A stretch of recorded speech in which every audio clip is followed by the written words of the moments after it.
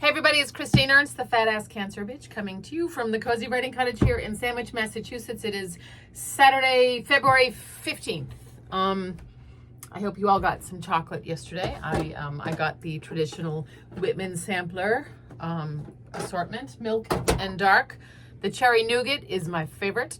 It was so cold here in the Cozy Writing Cottage this morning that all of my pens were frozen and I had to write in pencil. But it's finally warmed up. I have a little space heater that I turn on remotely before I even get out here. But man, it was in the low 20s today. So it's around 60 now. So, and I'm toasty.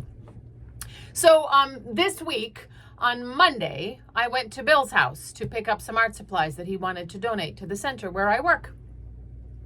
His wife had been an artist and she died a few months ago, and he had called the museum first, but they didn't get back to him. So he called the other museum and didn't hear back. So he called the center and he got patched through to me, and there was sorrow in his voice.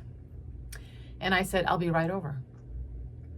And I picked up a beautiful easel, a very cool art cart, several dozen brushes, a big box of paints, a stack of canvases. Before I left, we sat and we talked for a while. Bill told me about his wife, how she had been his girlfriend of 67 years and his wife of 66 years, and how their marriage was a long romance. How they traveled, how she had worked at Stop and Shop for 40 years, how he and his dad and his brother were all pharmacists. I met his stripy orange marmalade cat, Shane.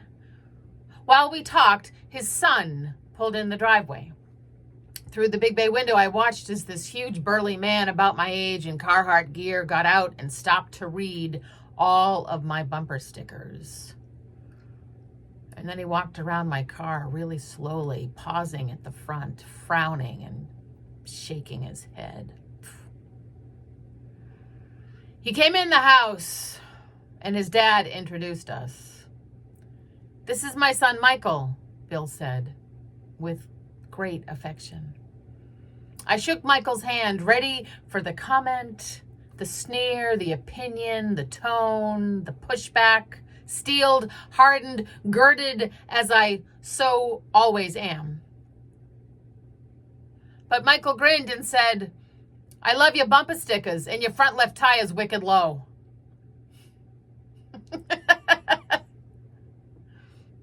Then he hauled out his dad's trash for the dump. He changed the kitty litter. He checked the fridge for milk and told his dad that he'd be back later to cook supper.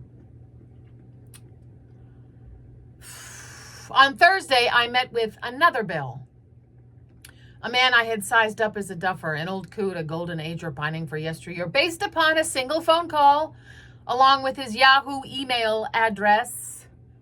I mean, if you still have a Yahoo email address, chances are you are an actual Yahoo.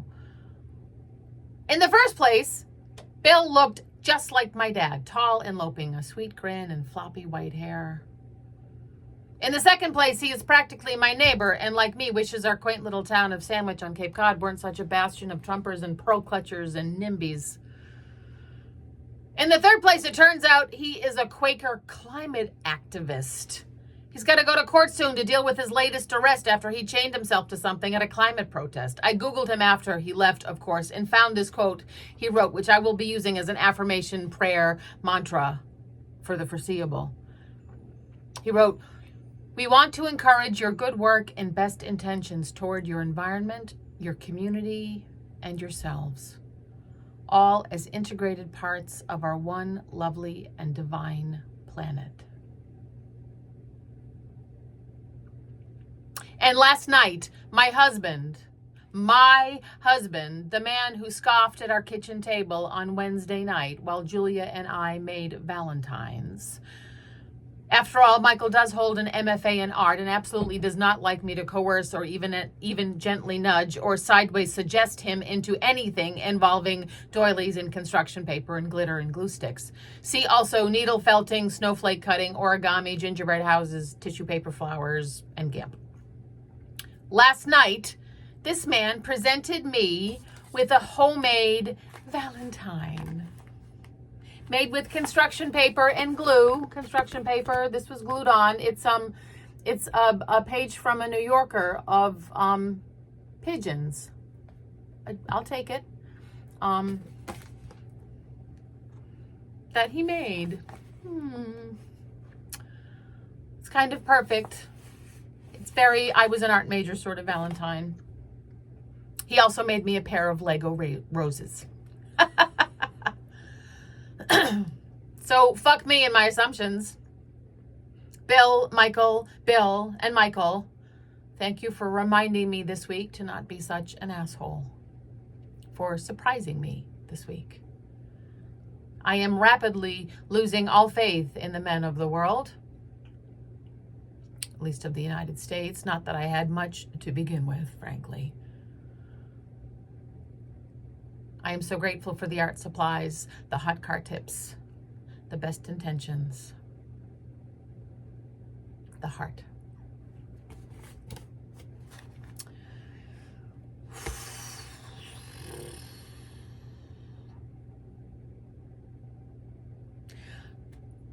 There's not much to say about what's happening in the world right now. Well, my goodness, there's so much to say. It's but it's such a frenetic shit show right now. I don't even know where to begin. So I'm taking the small wins, as I keep saying. I'm eating chocolates. Maybe you got a box yesterday too. Coconut! My second favorite. I ate the cherry nougat this morning, but it had been out here for a little while and it was frozen solid. Coconut and dark chocolate. Thank you, Russell Stover. I'm grateful for you too.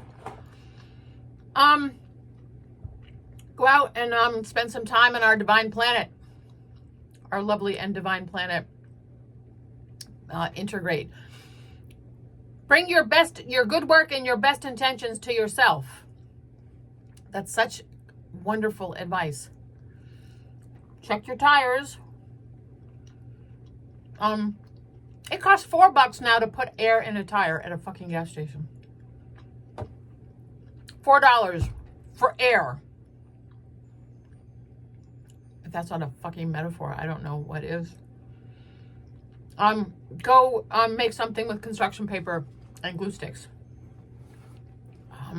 Go make something and give it to someone that you love. Be well, my friends. Thank you. Stay warm. Stay cozy. I won't say keep the faith because I'm not even sure what that means anymore.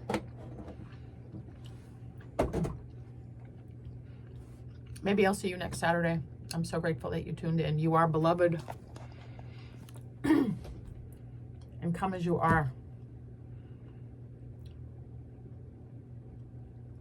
Also good mantras.